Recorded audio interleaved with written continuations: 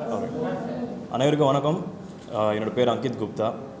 So majority ஆளுங்களுக்கு நான் யாருன்னா தெரியாது, பிகாஸ் நான் வந்து ஒரு மியூசிக் ப்ரொடியூசர், எப்போவுமே பிஹைண்ட் த சீன்ஸாக தான் இருப்பேன். ஸோ ஒரு ரஃப் இன்ட்ரொடக்ஷன் கொடுக்குறேன் என்னை பற்றி. So from the age of 12 வந்து நான் மியூசிக் ப்ரொடக்ஷன் பண்ணிகிட்ருக்கேன்.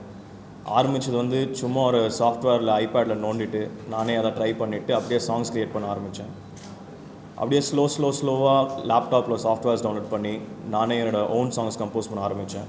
Fully self learn via YouTube and other peoples மென்டர்ஷிப்பில் நான் ஆரம்பித்தேன். ஸோ எப்போவுமே என்னோடய கோல் வந்து to create good music and புது ஆளுங்களோட ஒர்க் பண்ணணும் சொல்லி. ஸோ நான் இன்ஸ்டாகிராமில் நிறைய ஆர்டிஸ்டோட கனெக்ட் ஆகினேன். ஆகிட்டு எல்லாரோட நான் வந்து சாங்ஸ் க்ரியேட் பண்ணிகிட்டு இருந்தேன்.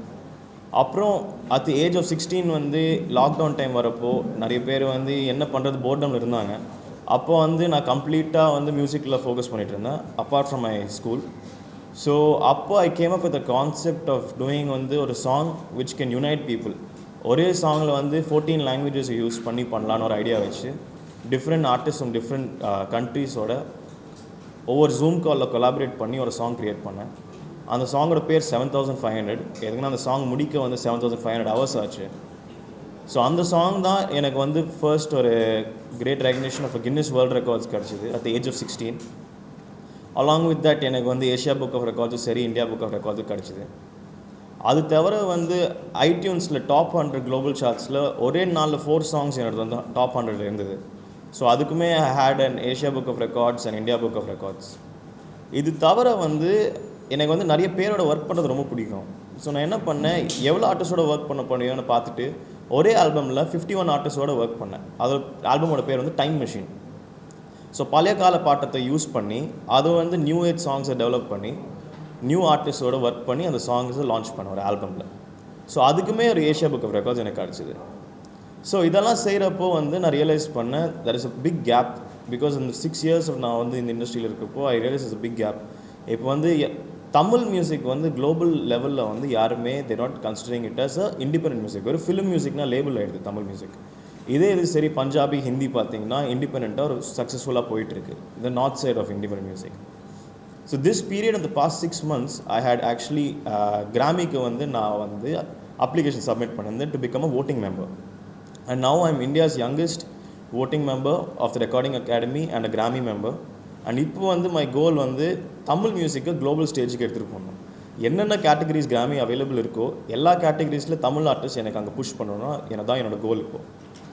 ஸோ தமிழ் வந்து குளோபல் ஸ்டேஜ் போயிட்டு apart from Tamil artist already received Grammy, Tamil music Tamil லாங்குவேஜுக்கு கிராமி வாங்கினோன்னா அதுதான் my ultimate goal.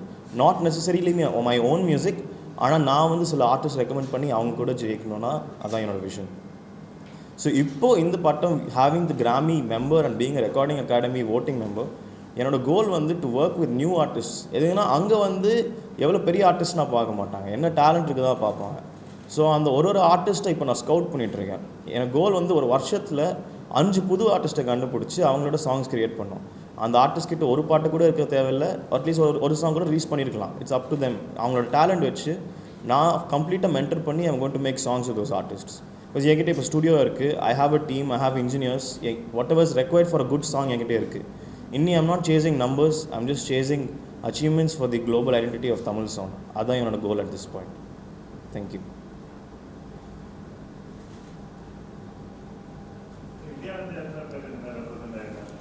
Every year வந்து கிராமி வந்து people keep getting elected for increasing the jury size increase ஆகிறதுக்கு. இந்த வருஷத்தில் India only a handful of people have been selected. Official number இல்லை, but the number will be less than 5 to 6 this year.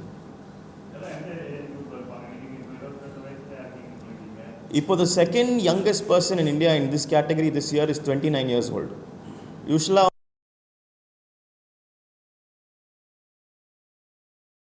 Career எல்லாம் முடிச்சுட்டு இப்போ வந்து நம்ம எதாவது பண்ணணும் இறங்குற ஆளுங்க தான் மோஸ்ட்டாக இதில். And most of professional members ஒரு ஆர்டிஸ்ட் மேனேஜர் இருப்பாங்க. ஆனால் ஒரு மியூசிக் ப்ரொடியூசர் கம்போசரில் very few people only when they're active in their career they get into this. My exposure வந்து actually from day one it's going very well. Because இப்போ Grammy வந்து since is based in the US, அங்கே different chapters இருக்கும். Each chapters have different Grammy nominated artist, Grammy winning artist. Already right now I'm connected with more than 20 to 30 Grammy winning artists and nominated artists. இப்போ எல்லாருமே நான் என்னோட கோல் வந்து எல்லாருக்கும் ரொம்ப பிடிச்சிருக்கு. And daily I'm communicating with different artists and speaking towards the same, and they also want to work with me and to இந்த தமிழ் பற்றி நான் பேசுகிறப்ப அவங்களே கொஞ்சம் ஷாக்காக இருக்குது. ஆஸ் இன் தமிழ் சினிமா தவிர எதுவுமே இல்லையான்னு அவங்க பார்க்குறாங்க. ஸோ எல்லாருக்குமே they very happy and the network is huge, and including இன்ஜினியர்ஸ்லேருந்து கம்போசர்ஸ்லேருந்து பியானிஸ்ட்லேருந்து இன்ஸ்ட்ருமெண்டலிஸ்ட்லேருந்து network is very huge and it's very good community and the exposure is really good. So இதுவரையும் வந்து I have done all independent project, singles நிறையா பண்ணியிருக்கேன், more than 100 singles. அது தவிர my main song which is 7500 அந்த 14 languages use பண்ணியிருக்கிற ஒரு song வந்து ரிலீஸ் பண்ணியிருக்கேன். அது தவிர I have my album Time Machine, அந்த 51 ஆர்டிஸ்டோடு பண்ணது. இப்போ ரீசெண்டாக 2024 வந்து I had this song with Yung Raja and Paal Dabba ஒரு சாங் ரிலீஸ் பண்ணேன், தீனா ஒரு சாங் திங்க் மியூசிக்கோட. ஸோ அதை ரிலீஸ் பண்ணேன். அதுக்கப்புறம் ரைட் நான் வந்து I'm just searching for new artist and அந்த ஆர்டிஸ்ட்டை டெவலப் பண்ணுற ஃபேஸில் தான் இருக்கேன். அண்ட் ஆல்மோஸ்ட் 20 சாங்ஸ் ரெடி பண்ணி வச்சுருக்கேன். At the right time I'm looking to independently launch the artists. At present, the languages I'm focusing is Tamil and English, but soon it will become only Tamil. நான் வந்து 12 இயர்ஸ்லேருந்து music compose பண்ணிட்டுருக்கேன். ஆனால் ஒரு 16 இயர்ஸ்லேருந்து commercially as an artist identity has come out. அடுத்த project, அடுத்த goal வந்து எவ்வளோ ஆர்டிஸ்ட் இருக்காங்களோ, யாருக்கு வந்து ஆக்சஸ் இல்லையோ அந்த ஆர்டிஸ்ட்டை கண்டுபிடிச்சி ஒர்க் பண்ணணும். ஃபார் எக்ஸாம்பிள் ரீசெண்டாக நான் கோயம்புத்தூர் போயிருந்தேன் to meet a few artists. அங்கே ஒரு ஆர்டிஸ்ட் வந்து அமேசிங். இப்போ நம்ம ஊரில் இருக்க ஒரு தமிழ் படத்தில் இருக்க ரேப் ஆர்டிஸ்ட்டோட 100 டைம்ஸ் பெட்டராக இருக்காங்க அங்கே.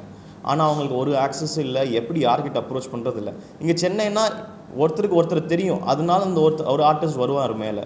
ஆனால் அந்த மாதிரி ஊரில் நிறைய ஊர் இருக்குது. கோயம்புத்தூர் இஸ் எக்ஸாம்பிள் நான் அங்கே பார்த்த மாதிரி. ஸோ இப்போ நிறைய ஆர்டிஸ்ட் இருக்கிறப்போ அந்த ஆர்டிஸ்ட் யூஸ் பண்ணி சாங்ஸை லான்ச் பண்ணோம். தட் இஸ் மை என் கோல் ரைட் நவ். சினிமா நான் பண்ணல, I'm constantly listening to scripts. இப்போ வந்து சானிக்லி எனக்கு ஐடென்டிட்டி பில்ட் ஆகணும். பிகாஸ் நிறைய ஸ்கிரிப்ட்ஸ் வருது, பாட்டாக தான் இருக்குது. ஆனால் அந்த my power of making music is not suitable for those films yet.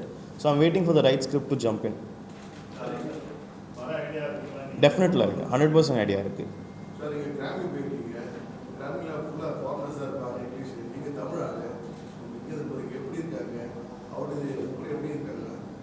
கிராமி வந்து நீங்கள் சொன்னது 100% correct. It's majority foreign people, இந்தியாவிலேருந்து ரொம்ப கம்மியாக தான் இருக்காங்க. ஆனால் கிராமிஸ்க்கு வந்து இந்தியாவுக்கு ஒரு சாஃப்ட் ஸ்பாட் எதுக்குன்னா, எப்பவுமே Indians have always won the different categories of Grammy Awards. New age ஆல்பம்லேருந்து பெஸ்ட் ஸ்கோர்லேருந்து India has always won awards in Grammys. So அவங்களுக்கு any new Indian which comes they're always happy with encouraging the artist. And especially அவங்களுக்கு புரியுது எதுனா மியூசிக்னா நம்ம ஊர் தான் number 1, not necessarily commercial movies. Instrument wise அந்த பழைய கால வைப்ஸ்லேருந்தே நம்மளுக்கு தான் மியூசிக்னா இந்தியாவுக்கு தான் லேபிள் ஆயிருக்கு. So any Indian there always happy to welcome, because அவங்களுக்கு வந்து என்ன புதுசாக வருதுன்னு லுக்கிங் ஃபார்வர்ட். அவங்க correct. they are not looking at it as unique இது, because already we've had Tamil artists in different languages work in both Oscars and Grammys. So they're looking forward for more music coming. எதுனா நம்ம சைடில் already அங்கே போயிருக்கு, ஆனால் வேறு லாங்குவேஜில் போயிருக்கு. They're always looking forward. Super, very nice. I'm looking forward to what's happening. The majority people are messaging me. Sir, Tamil அதான் கொண்டு போகணும் அப்படிங்கிறது ஒரு கோல்னு சொல்லுவேன். இந்த மாதிரியான மியூசிக் ரிலீஜன்ஸ் வந்து நிறைய பேர் வந்திருக்காங்க. தமிழில் ஒரு ஸ்டேஜ் குளோபல் ஸ்டேஜ் கேட்டு கரெக்ட். நிறைய பேர் வந்திருக்காங்க.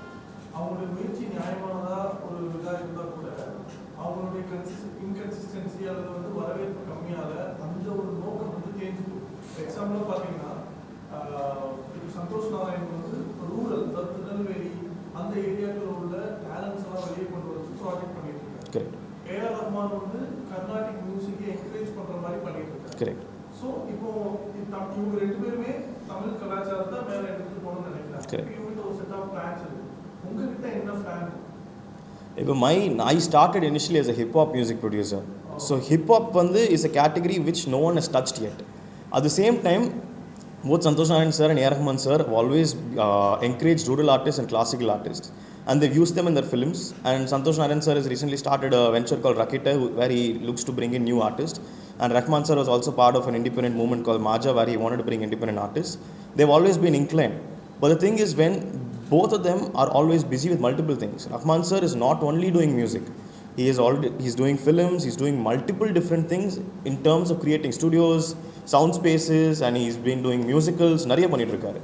When an artist like them who is visioned very well, அவங்களால எதுக்கு many people are not able to succeed is what personally I feel is they have too many focuses, and what they have in heart is very real. That is, Tamil வந்து மேலே எடுத்துகிட்டு போனோன்னா சரியான ரியலான emotion அவங்களுக்கு. ஆனால் when they're very held up with different things, it is very tough for them to focus on this or that. இப்போ என்னோட pure ஃபோக்கஸே அதுதான். I'm not chasing numbers, I'm not chasing anything. நான் சேஸ் பண்ணுறது ஒன்றே ஒன்று தான், குளோபலுக்கு தமிழ் எடுத்துகிட்டு போகணும், அவ்வளோதான். ஸோ எனக்கு வந்து ஒரே ஒரு கோல் தான் இருக்குது, அண்ட் ஒரே ஒரு ஒர்க் தான் இருக்குது at this point, which is to do this. So I feel it will be much more easier for me to streamline and do this. சினிமாவுக்கு வரணும்னு சொல்லுவீங்க சார், முன்னாடி வந்து கமர்ஷியலாக சக்ஸஸ் ஆகும், அப்படி இருந்தால் தான் அந்த சினிமா உங்களுக்கு வெற்றி அப்படிங்கிற ஒரு எப்பவும் அந்த தாட். ஆமாம். ஆனாலும் இப்போ நிறைய சின்ன பட்ஜெட் படங்கள் செஞ்சு அந்த படங்கள் வந்து குளோபல் ஸ்டேஜுக்கு எடுத்துகிட்டு போய் அந்த ரெவன்யூவை ரீஜெனரேட் பண்ணுறாங்க. கரெக்ட். அந்த மாதிரி உங்களுடைய ப்ராஜெக்டில் இந்த இதை வச்சு ஏதாவது ரெவன்யூ ஆகும். ஏன்னா நீங்கள் நம்பர்ஸ் முக்கியம் இல்லைன்னு சொன்னால் கூட நம்பர்ஸ் இஸ் தான் மேட்டர். கரெக்ட். கண்டிப்பாக அது ஒரு பெரிய விஷயம். ஸோ அதுக்கு நீங்கள் என்ன பிளான் வச்சுருக்கீங்க? இது மூலிமா அந்த ரெவன்யூ ஜென்ரேஷனுக்கு நீங்கள் இப்போ நிறைய பேர் இந்த மாதிரி வரணும்னு நினைப்பாங்க, தமிழில் கொஞ்சம் போகணும்னு நினைப்பாங்க, ரெவன்யூ இருக்காது. ஸோ உங்களோட எக்ஸ்போஷரில் அதுக்கு என்ன பண்ணுங்க? So compulsory, the finances are necessary for whatever it is. And once again, when I'm speaking about numbers, நான் பேசுகிறது வந்து ஸ்ட்ரீம் கணக்கில். இப்போ வந்து யூஸ்வலாக people talk about million streams, 10 million streams, billion streams. நான் பேசுகிறது 1000 streams itself we can start. Revenue is necessary and the right medium of revenue. இப்போது let me just, உங்களோட question I'll come back to, I'll just answer something now. இப்போ streaming பிளாட்ஃபார்ம்ஸில் வந்து India wise you have Spotify, Apple Music, JioSaavn. யூஸ்வலாக நீங்கள் use பண்ணுற streaming platform அதுதான். இதே இது யூஎஸில் Tidel, another one software, and many other different softwares, Deezer. So the streaming revenue அங்கே வந்து இந்தியாவில் ஒரு 10,000 ஸ்ட்ரீம்ஸ்க்கு வாங்குகிற song 1000 ஸ்ட்ரீமில் you'll be earning that money over there globally. Globally you earn more than locally. So the numbers I'm not chasing, but at the same time revenue is important. இப்போ வந்து ஒரு artist வந்து எங்கிட்ட இருக்கார், labels will be ready to do an outright deal with the artist. அவங்ககிட்ட numbers தேவையில்லை, ஆனால் அந்த சாங் அவ்வளோ க்ரேஸியாக இருக்கும். அந்த லேபிள் கேட்பாங்க, எனக்கு ரொம்ப பிடிச்சிருக்குப்பா, நான் வாங்கிக்கிறேன் உன் பாட்டு, எதாவது மூவிக்கு யூஸ் பண்ணிக்கிறேன். பிகாஸ் ரைட் நவ் மூவிஸ் வந்து இப்போது அசல் கொலரோட ஜொர்த்தாலே உங்களுக்கு வந்து லாரன்ஸ் சார் ஒரு படத்தில் ஒன்று வந்துச்சு. இப்போது கெலித்தியோட Vetri Vel is going to come in. இப்போ நிறைய மூவிஸ் வந்துட்டு இருக்கு. ஒரு மூவிஸில் independent songs getting plugged in. Not necessarily the song has to be released, but the label can already do an outright purchase where you can get the revenue. So the numbers I'm talking about is not the streaming numbers, but the numbers which you get in money is necessary. இப்போ வந்து மரபு sir கலைஞர்கள் நிறைய வந்து நனைஞ்சு போயிட்டு இருக்காங்க. Rural ஏரியாவில் வெளிப்பாட்டு பாடுறவங்க இப்போ டிஜிட்டல் பிளாட்ஃபார்மில் வந்து ஒரு சில பேர் பிக் பண்ணி வராங்க. பட் ரியல் டேலண்ட்ஸ் வந்து அவங்களுக்கு இந்த டிஜிட்டல் மார்க்கெட்டிங் கூட தெரியும். அந்த டேலண்ட் அப்படி தெரிஞ்சு கூட அடுத்த தலைமுறைக்கு கடந்து போகும்போது இந்த மாதிரியான மரபு சார்ந்த கலைஞர்களுக்கு ஏதாவது நீங்கள் பண்ணணும்னு நினைக்கிறீங்களா? அந்த டேலண்ட்ஸை எப்படி ஐடென்டிஃபை பண்ண முடியும்? நீங்கள் கேட்ட question really great, because what I'm coming up to next is the same. இப்போ ரைட் நவ் அடுத்த வருஷத்துலேருந்து from the 70th year of the Grammys they introducing a new category, best traditional folk album. நீங்கள் சொன்ன category இவ்வளோ வருஷம் அந்த category has been very diminished. People படத்தில் use பண்ணுறாங்க. இப்போ அனிருத் லைவ் யூஸ் பண்ணியிருக்காங்க, ஒடிசா ஆர்டிஸ்ட் யூஸ் பண்ணியிருக்காங்க, Santosh Narayan sir artist use பண்ணியிருக்காங்க, ஒப்பாரி ஆர்டிஸ்ட் நிறைய சினிமாஸில் வந்திருக்கு நம்ம லோக்கல் ரூரல் இதில். ஆனால் இப்போ நீங்கள் சொல்கிற diminishing is very high, because அவங்க யூடியூப்பில் போட்டால் கூட டிஜிட்டல் மார்க்கெட்டிங் இல்லை. Anyone has a phone and not necessarily they become famous. ஆனால் இப்போ இந்த நியூ கேட்டகரி வந்ததுனாலேயே I am encouraging many people to jump into traditional folk albums. And I am telling people, நீங்கள் traditional folk album பண்ணுறீங்கன்னா I'll be more than happy to recommend you to the Grammys. When I give an incentive such as recommending them to a prestigious award, people are automatically ready to do this. And hopefully this is just this 1 year தள்ளி வரப்போகுது இந்த category. That category is going to live lifelong. So hopefully I can preach this category and people can start working with these artists. And there are many artists in Chennai who are working with such artists. ஆனால் அவங்களுக்கு face value வரல இன்னும், because people only want to listen to commercial songs and the promotion வரல. இப்போ right way of Instagram marketing is where you listen to a song. நீங்கள் இந்த song கூட உங்களுக்கு பிடிக்காது, ஆனால் அதே சாங் 100 வாட்டி கேட்க காதுக்குள்ளே வந்து அந்த சாங் தான் கேட்குற மாதிரி ஆயிடுது. ஸோ இவங்களுக்கு அந்த ப்ரிவிலேஜ் இல்லை. அண்ட் என்னோட next goal is to create a traditional folk album using rural artists, using live instruments to make a story. வெறும் ஒரு ஆல்பம் கிடையாது, ஆனால் that album should convey a story. இதுதான் my next project which I'm working on as well. And hopefully இந்த next 6 to 7 months I'll be done with the project. And release ஆகிறப்போ hopefully that song, that album will be the answer to your question. உங்களுடைய ஒர்க்கை notice பண்ணி ஏதாவது பெரிய music director sir example Rahman sir அந்த மாதிரி Till date, no. Hopefully, I'm looking for something like that to happen.